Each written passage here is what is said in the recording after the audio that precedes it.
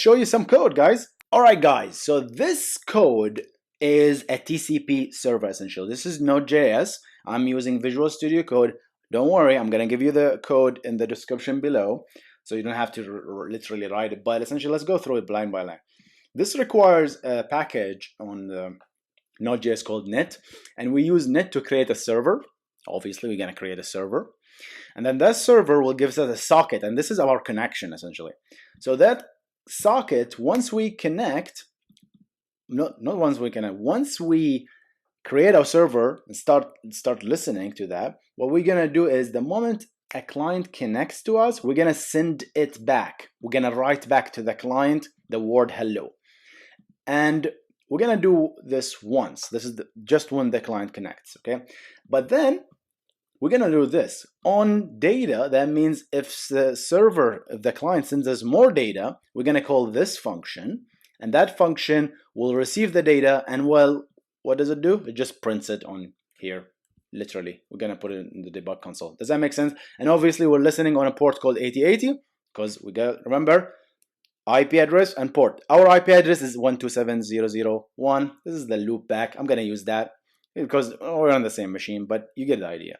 The port is 8080. That's my application. So I have a TCP server. Let's go ahead and run it.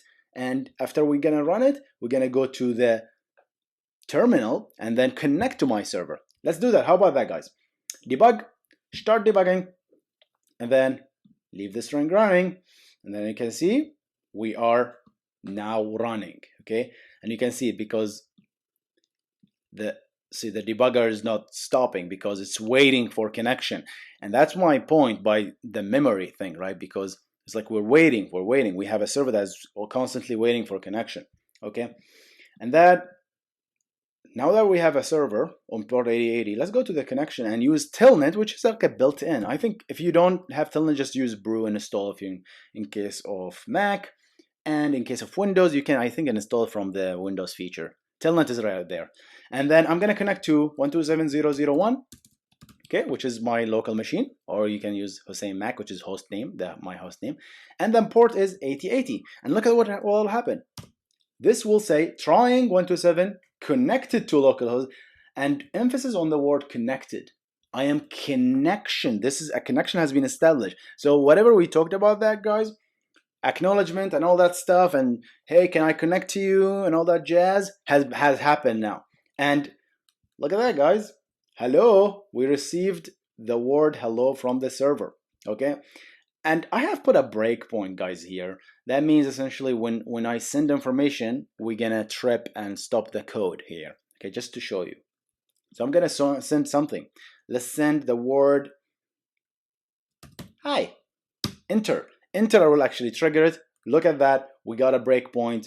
We got the word date. We got data. And essentially, data is only sending on bytes. This is the buffer. So we have 4 bytes. Why do we have 4 bytes? I sent two letters, which is 2 bytes, right? So the word H, the word I, the letter H, the letter I, and then 13 and 10 is the carriage return, which is the enter. It's 2 bytes for some reason, I don't remember. Okay, but what it essentially does is do that, and then hey, look at that. Hi. Dude, that feels like a horror movie right now. It's just missing the blinking cursor. Oh my god, I'm freaking out. Okay, imagine just you receive a hi. out of nowhere. Hi. That is so creepy. Jeez. Okay.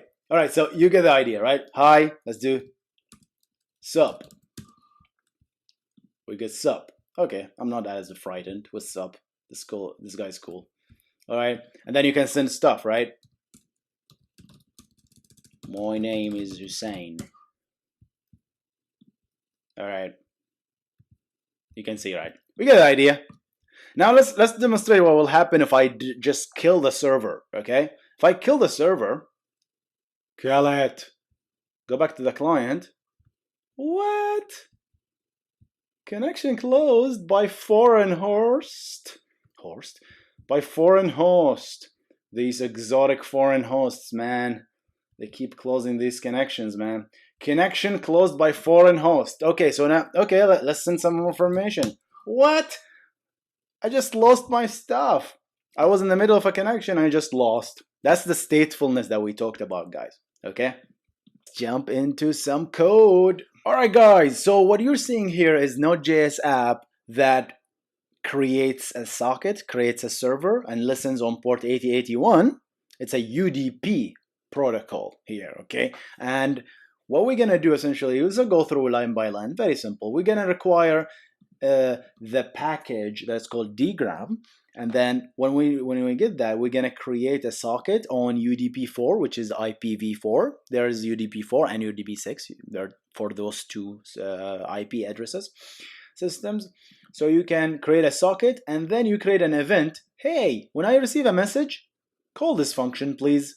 And just literally what this does, like server got this message from this thing. Okay, that's exactly what it does.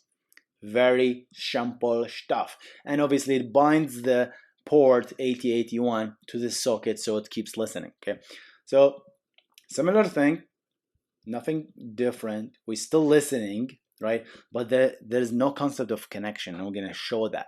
So we're listening to port 8081. I just immediately, I'm not going to connect, I'm just sending data. How about we do that, guys? And here's, go back to our terminal. What we're going to do is we're going to print echo. So hi, right? And then here's here's how you essentially do it, okay? So echo hi. We're gonna, this pipe essentially what it does is takes this data and send it to whatever the right hand side is. What we're gonna send the hi to is NC, which stands for netcat, and -w. This is optional if you want to, but this essentially establishes a timeout, right? I don't know why I choose timeout. There is one W in timeout. They chose W instead of T for some reason. Okay, timeout of 1 second. After 1 second, give up. That's what it means, okay? But you can always, you can remove that altogether if you want to. And send it to this server. Obviously localhost, that's the 127.0.0.1, same machine. And then the port 8081, enter. Just like that, we got it, guys. We got the data. Let's capture, let's see what we got. Let's see what we got. We got a message, 3 bytes. No, it's actually more than that. So you can notice that the UDP makes 3 bytes, where TCP has 4. Okay, the carriage return only has the 10, which is the enter, versus the TCP has both 10 and 13, 2 bytes for the enter. So it's just like that. It's essentially an extra byte. Right, so this is the hi, and what we're gonna do is just like, let's make it to string and print it, and you can see that, hey, I got hi, and I got it from 127.0.0.1, and this is the internal IP address of the client, right? We talked about the internal port and the external port. We talked about that in the client port, essentially, and the server port. We talked about that in the OSI model. Check that video out, guys. But essentially, guys, what I want to explain to you is I can turn around and send another request here. Say, for example, hello. Okay, and then I get it. I can kill the server and then literally restart it,